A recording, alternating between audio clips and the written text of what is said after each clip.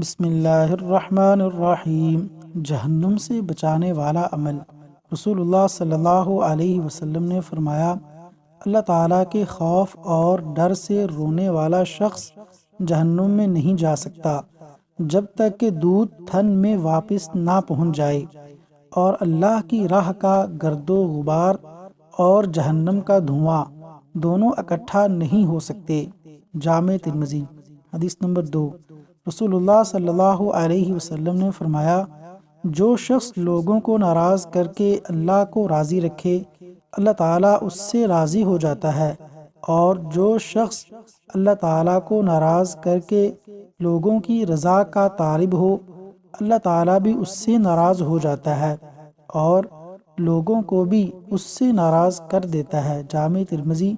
حدیث نمبر 2414۔